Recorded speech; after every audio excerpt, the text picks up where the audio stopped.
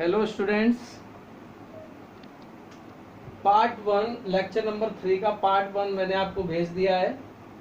Lecture number 3 का part 2 मैं आपके लिए तैयार कर रहा हूं। मैं देखना चाह रहा था, मैंने छोटा पार्ट मैंने इसलिए भेजा क्योंकि टेक्निकल प्रॉब्लम हो गई थी कल इंटरनेट प्रॉब्लम कल बहुत थी यहाँ पर, तो इसलिए नहीं हो पा रहा था। तो मैंने देखा भी कि भाई पहुंच जाएगा वीडियो या नहीं, तो इसीलिए मैंने बनाया पार्ट 1। पार्ट 2 में पूरा मैं कोशिश करूंगा ज्यादा से ज्यादा चीजें इंक्लूड करने की, फिर उसके आगे हम बढ़ जाएंगे। तो लास्ट क्लास में हमने काफी कुछ देख लिया था। अब हम जुवेनाइल फेज देखेंगे।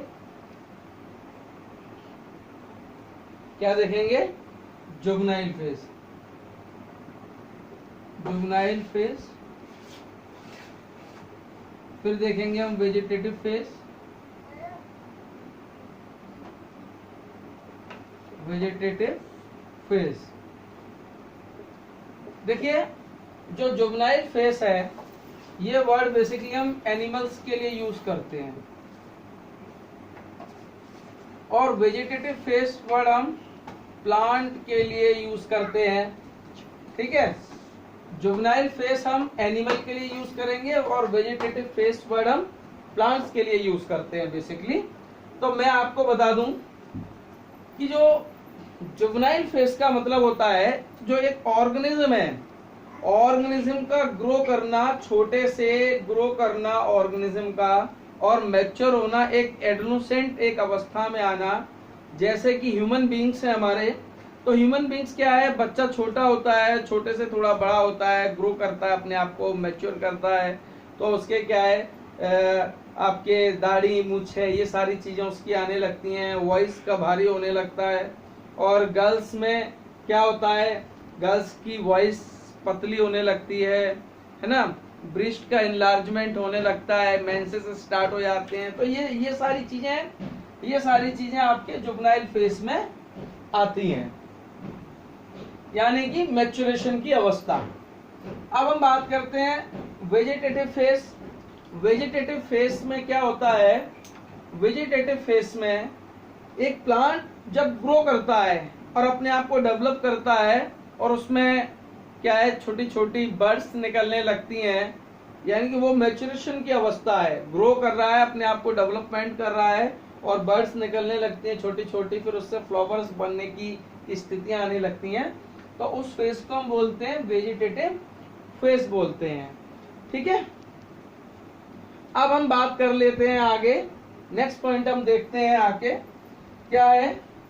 एक आपके एनसीईआरटी में है स्ट्रोबाइलस कुंथियाना, साइंटिफिक नेम है नीला कोरंजी का। ये क्या है, इसको देख लेते हैं। नीला कोरंजी, नीला कोरंजी इसका साइंटिफिक नेम है स्ट्रोबाइलस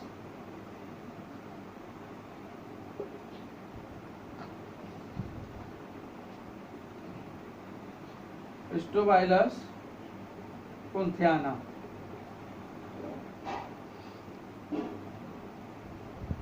स्ट्रोबाइलस कुंथियाना, ठीक है, स्ट्रोबाइलस कुंथियाना।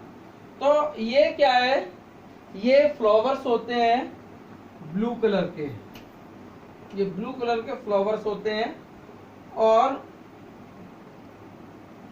केरल के ये कहाँ मिलेंगे हमें, हिल्स में मिलते हैं। ठीक है, और केरल के हिल्स में मिलते हैं, और ये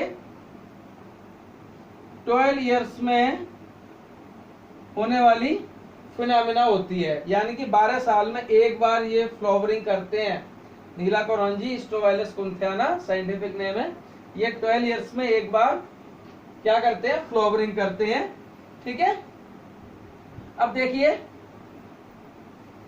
आपके एनसीईआरटी में 2006 लिखा है, 2006 के बाद इन्होंने 2018 में फ्लावरिंग हुआ, अब होगा 2030 में। इससे बैक में आप खुद देख लीजिए 12 साल पीछे जाके कि कब हो सकता है, एग्जामिनर पूछ ले तो आप पे आंसर आना चाहिए। ठीक है, कॉन्सेप्ट आपका मैंने बिल्कुल क्लियर किया है। ठीक है,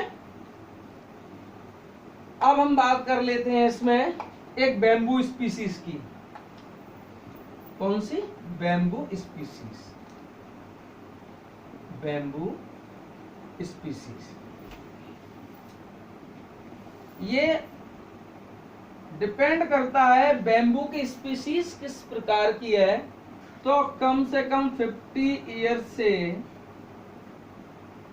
100 ईयर्स 100 ईयर्स तक ये फ्लावरिंग करते हैं, यानी कि अपने जीवन काल में एक ही बार ये फ्लावरिंग करते हैं। 50 साल से 100 साल में एक बार फ्लावरिंग करेंगे, ठीक है। और फ्लावरिंग कब करेंगे? 50 से 100 ईयर्स में एक बार फ्लावरिंग करते हैं ये, ठीक है। और जो अपने जीवन काल में एक ही बार फ्लावरिंग करे, जो अपने जीवन काल में एक ही बार फ्लावरिंग करे, उसके लिए हम वर्ड यूज करते हैं मोनोकार्पिक प्लांट। Monocarpic plant. तो बैम्बू स्पीसीज कैसा प्लांट है? मोनोकार्पिक। कैसा स्पीसीज है? मोनोकार्पिक।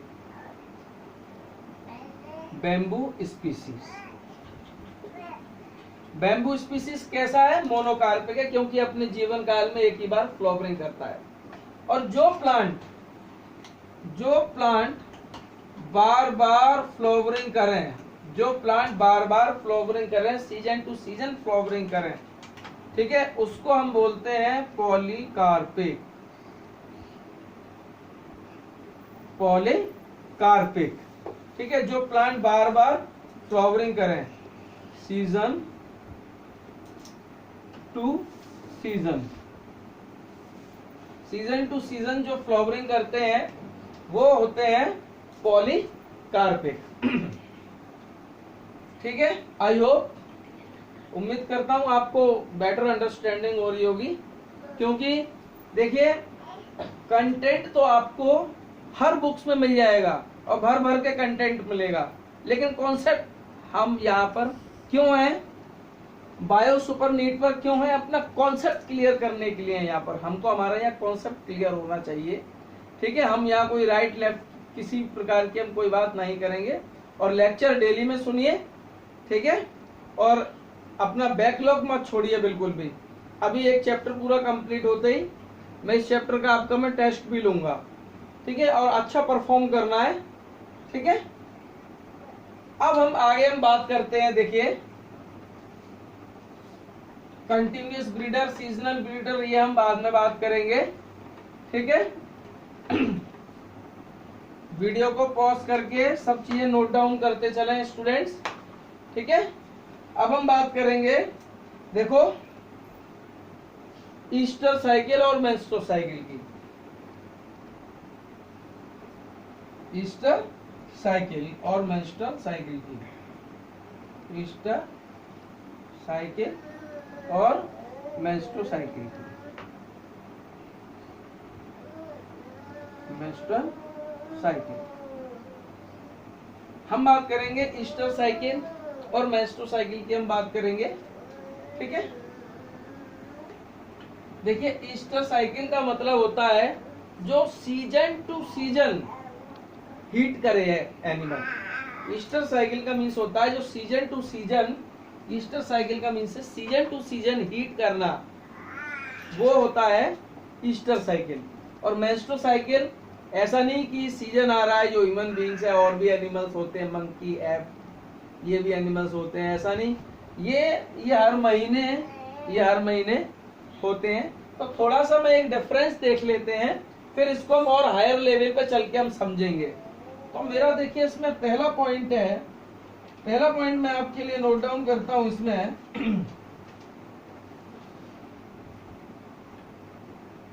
इट अकर्स, देखिए इट अकर्स इन primates,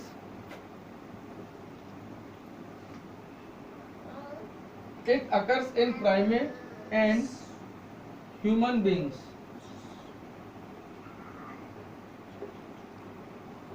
ये हमें प्राइमेट्स और ह्यूमन बींग्स में देखने के लिए मिलती है, ठीक है। लेकिन ये जो पॉइंट लिखा है मैंने मेंस्ट्रुअल साइकिल का लिखा है, मेंस्ट्रुअल साइकिल, यहाँ पे ईस्टर साइकिल।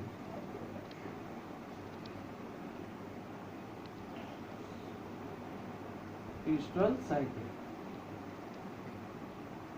ठीक है गाइस। अब इसका second point, this cycle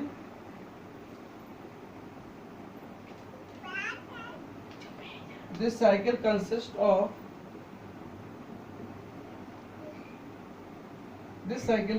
of menstrual, menstrual,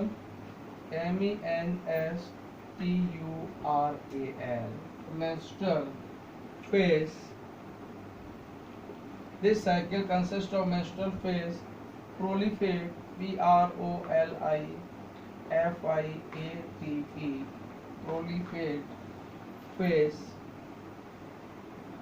proliferate phase and secretory phase। देखिए, प्रोलीफेट फेज और सीक्रेटिव फेज हम बिल्कुल डिटेल में पढ़ेंगे। प्रोलीफेट फेज और सीक्रेटिव फेज हम बिल्कुल डिटेल में हम पढ़ेंगे, ठीक है। कहाँ पढ़ेंगे? ह्यूमन रिप्रोडक्शन में। मेंस्ट्रुअल साइकिल में थर्ड फेज, ब्लड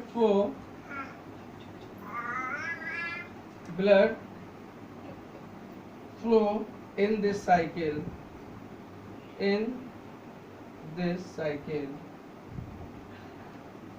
मेंसेस में क्या होता है?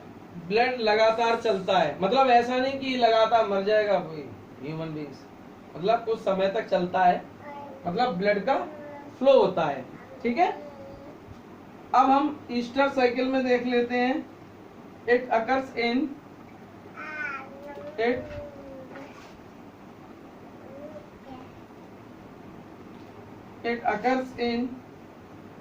non-primates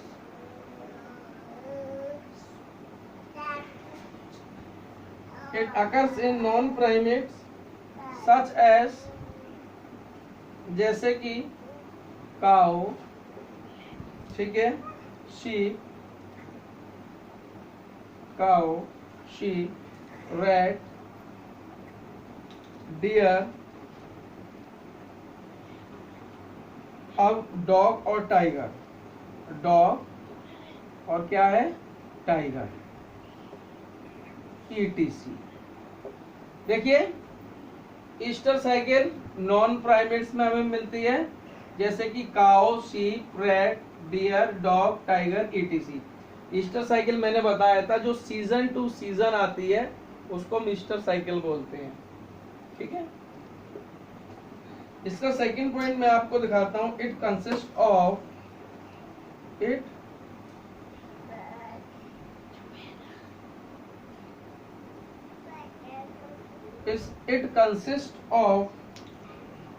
ए शॉर्ट, इसको सही कर देता हूं ए को। It consist of A short period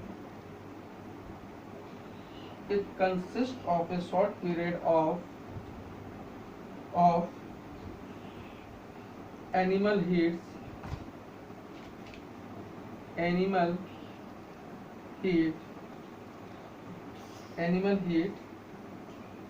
और Easter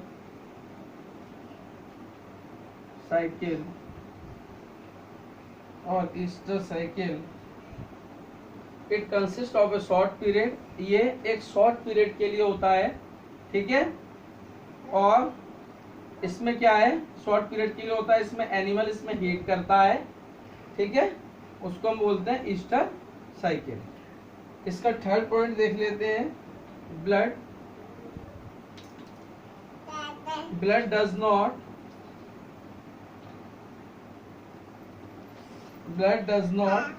flow blood does not flow in this cycle. ये कह रहा है blood does not flow in this cycle. जैसे मेंसेस में ब्लड का फ्लो होता है, ऐसे इसमें कंटिन्यूस ब्लड का फ्लो नहीं होता। 100% में से 20% फ्लो होता है। इसमें 100% में से 100% ब्लड का फ्लो होता है, लेकिन 4 to 5 days only, 4 to 5 days के लिए होता है। 100% इसमें से होता है, 100 to 100% होता है इसमें, 4 to 5 days के लिए होता है। बिल्कुल क्लियर बताता चल रहा हूँ, एक बार इसको देख लीजिए, नोट कर लीजिए। चलिए मिटाता हूं मैं, पॉज करके आप कर लीजिए, ठीक है, बहुत बढ़िया। अब इसी चीज को देखिए, हम डिटेल में देखते हैं थोड़ा सा कि मेस्टो साइकिल और ईस्टर साइकिल क्या कहता है डिटेल में। और जितना भी मैं आपको लिखा रहा हूं, इस सबको आप लोग नोट डाउन करते चलें, क्योंकि 100% एनसीईआरटी है और एनसीईआरटी से ही नोट्स लिए जा रहे हैं सारे, और सारा आपको मैं यहाँ बताता चल रहा हूँ। अब देखिए, हम डिटेल में देख लेते हैं, थोड़ा सा डिटेल में, जैसे कि Easter cycle.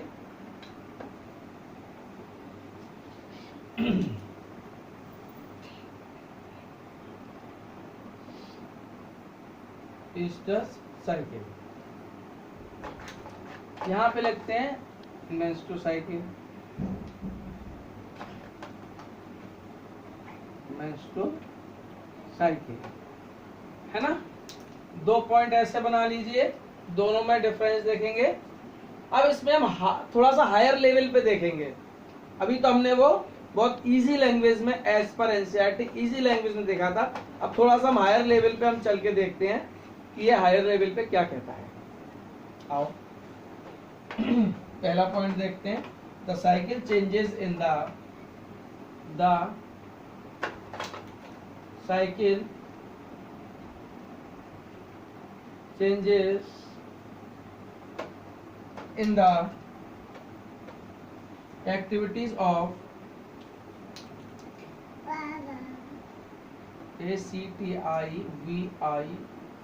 ACTIVITIES, activities of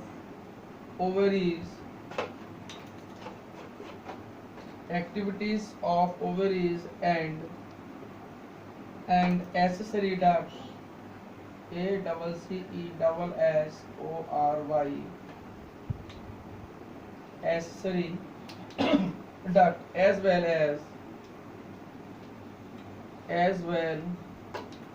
as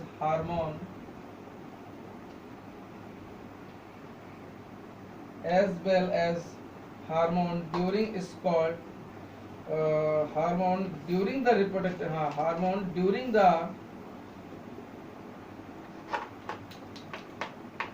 during the reproductive phase, REPRODUCTIVE, reproductive phase, during the reproductive phase of non-primates,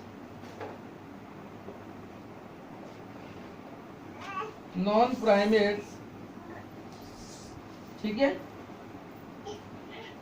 non primates, mammals is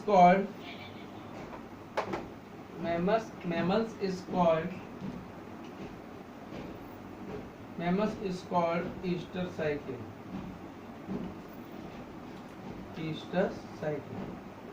ये क्या कह रहा है, the cycle changes in the activities of ovaries and accessories duct as well as hormones during the reproductive phase of non-primates mammals is called Easter cycle. Note down करिए, मैं पीछे हट जाता हूँ इसको, ठीक है। मैं हिंदी में इसकी बोल देता हूँ, ठीक है। ये क्या कहता है, नॉन प्राइमेट्स स्तनधारियों में प्रजनन काल, नॉन प्राइमेट्स स्तनधारियों में प्रजनन काल के दौरान अंडाशय में और उससे होने वाली संरचनाओं में, साथ ही हार्मोन के अंदर परिवर्तन देखने मिलते हैं। ठीक है, ये मैंने नोट डाउन लिख लीजिए, मैंने इसकी हिंदी भी मैंने आपको बोली है। ठीक है, इसमें अब दूसरा पॉइंट मैं आपको लिखवा रहा हूं। देखिए इसका दूसरा पॉइंट है फीमेल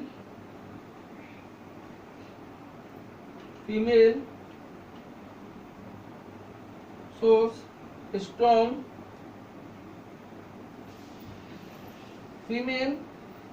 strong और irreversible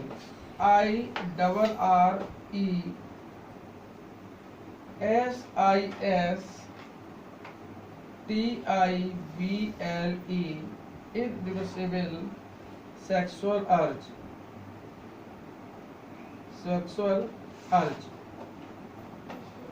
ये क्या कहता है? Female shows strong irreversible sexual अर्ज। नोट डाउन करिए, मैं हट जाता हूं। ये क्या कहता है? मादा में तीव्र लैंगिक प्रजनन की इच्छा पाई जाती है। क्या कहता है? Female shows strong irreversible sexual अर्ज। मादा में तीव्र लैंगिक प्रजनन की इच्छा पाई जाती है। अब इसका मैं थर्ड पॉइंट में इसी में मैं यहां पर लिख देता हूं। नोट डाउन करते चलिए स्टूडेंट्स, मैं इसलिए हट जाता हूं। There is Easter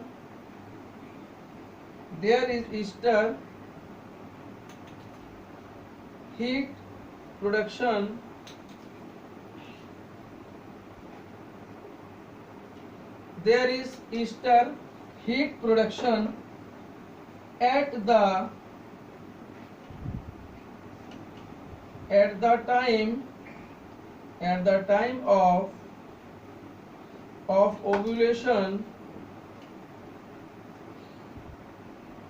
at the time of ovulation, and copulation, copulation,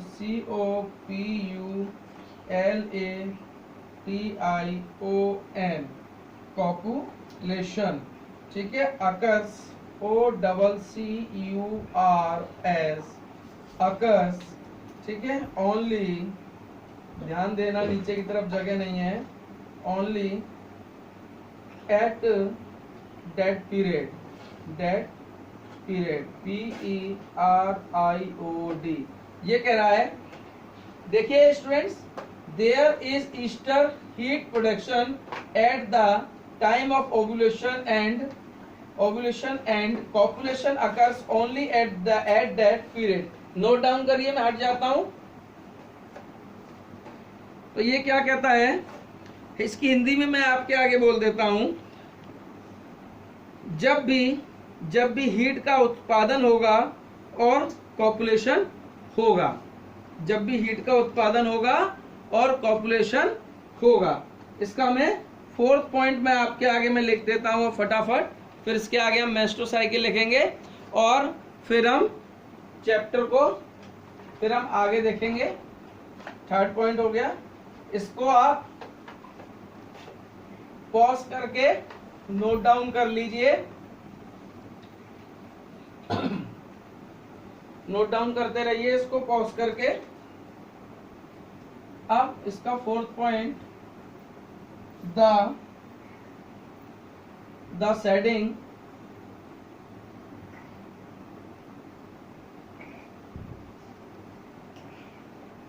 the shedding of endometrium,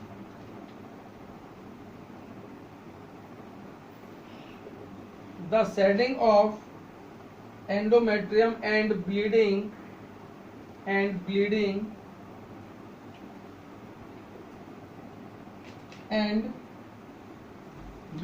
do not occurs। अब इसके हम एग्जाम्पल और लिख देते हैं। एग्जाम्पल में जैसे कि काउ, दूसरा हम शीप, थर्ड हम लिख देंगे रैट, उसके बाद डॉग एंड टाइगर। ये क्या कह रहा है, देखिए, the shedding of endometrium and bleeding do not occurs cow, sheep, rat, dog and tiger. ये कह रहा है जब यूट्रस में जब मेंसेस होते हैं तो यूट्रस में क्या होता है, एक लेयर जमा हो जाती है, लेयर का एक डिपोजिशन हो जाता है एंडोमेट्रियम का। तो लेयर का जब डिपोजिशन हो जाता है एंडोमेट्रियम का, नोट डाउन करिए पॉइंट। तो ये जब डिपोजिशन होता है लेयर का तो वो लेयर झड़ने लगती है, जिससे मेंसेस स्टार्ट हो जाते हैं। लेकिन जब यूट्रस में एंडोमेट्रियम लेयर बाहर निकलती है तब ब्लीडिंग होती है। यह लेकिन ईस्टर साइकिल्स में हमें देखने के लिए नहीं मिलता है। ठीक है, ये ईस्टर साइकिल्स के मैंने आपको पॉइंट नोट डाउन करा दिए। अब हम मेंस्ट्रुअल साइकिल्स के पॉइंट देख लेते हैं। पॉइंट नंबर वन मेरा, the cycle changes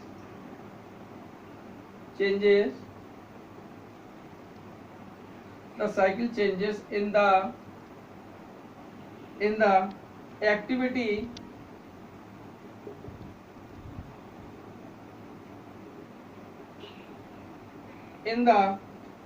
activity of ovaries and accessory duct,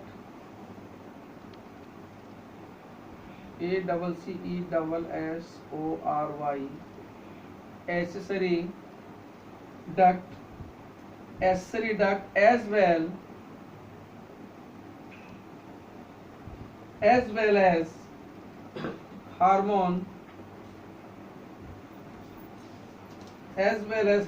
during the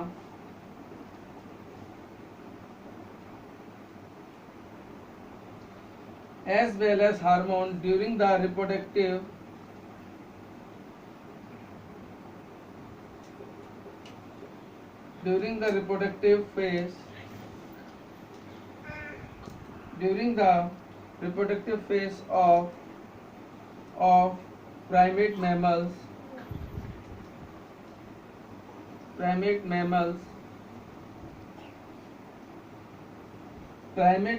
is called menstrual cycle.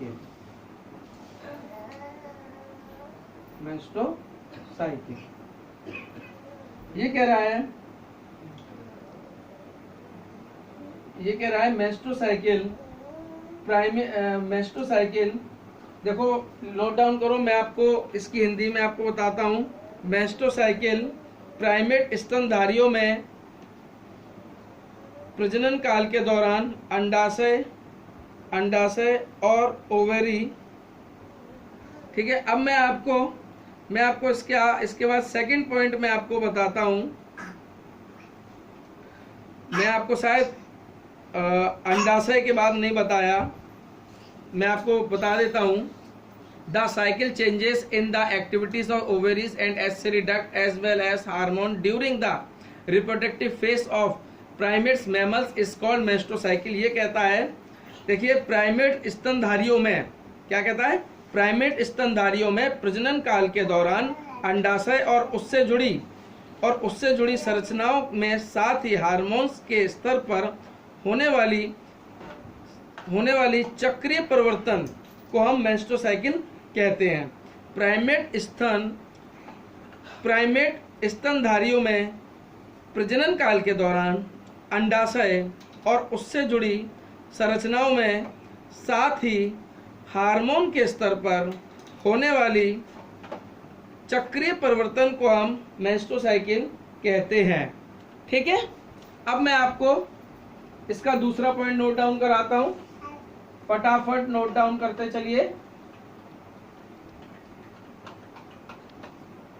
दूसरा पॉइंट मैं आपको लिखा देता हूं। उसका दूसरा पॉइंट है, फीमेल do not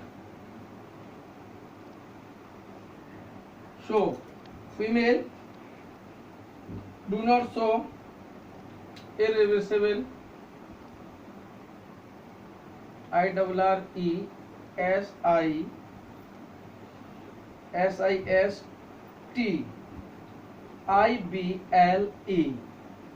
स्पेलिंग्स का भी ध्यान रखना पड़ता है थोड़ा। SEXUAL, सेक्सुअल अर्ज। ये क्या कह रहा है? Female do not show irreversible sexual अर्ज, मादा में तीव्र इच्छा नहीं देखने के लिए मिलती है। यानी कि जब मेंसेस शुरू होते हैं फीमेल्स के, तो हमें ऐसा नहीं कि उनके अंदर उत्तेजना ही हो गई, बिल्कुल वो बिल्कुल रिप्रोडक्शन करने के लिए चलते नहीं, ऐसा नहीं है। ठीक है, थर्ड पॉइंट, इसको मैं मिटा देता हूं, कंफ्यूजन ना हो आपको, इसीलिए इसका मैं थर्ड पॉइंट में लिखता हूं। देखिए, there is no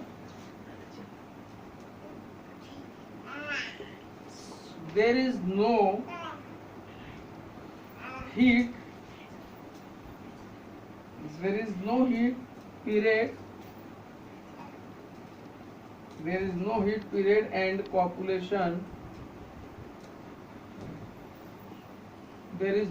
period, and copulation, occurs, occurs during any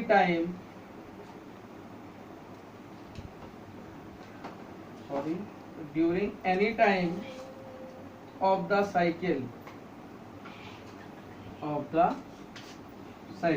ये कह रहा है there is no heat period and copulation occurs during any time of the cycle। Note down करिए पॉइंट्स, मैं साइड में हो गया। ठीक है, ये कहता है यहाँ पर कोई हीट पीरियड देखने के लिए नहीं मिलता है, यहाँ पर कोई भी हीट पीरियड देखने के लिए नहीं मिलता है।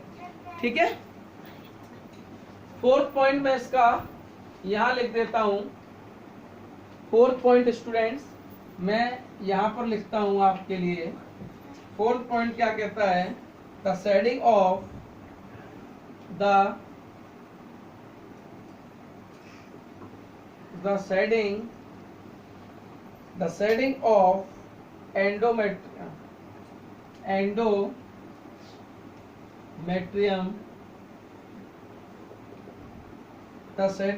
endometrium and bleeding occurs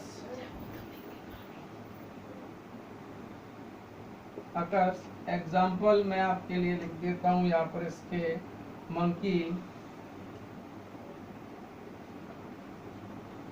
एब, मंकी हो गया, एब हो गया, और ह्यूमन बीइंग।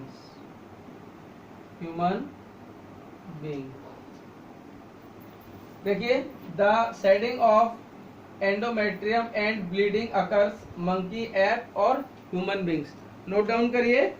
ठीक है, ये कह रहा है यहाँ पर एंडोमेट्रियम का झड़ना होता है और ब्लीडिंग होती है। मेंस्ट्रुअल साइकिल में क्या होता है? एंडोमेट्रियम का झड़ना होता है और ब्लीडिंग होती है। मेंस्ट्रुअल साइकिल का मैंने फोर्थ पॉइंट लिखा है।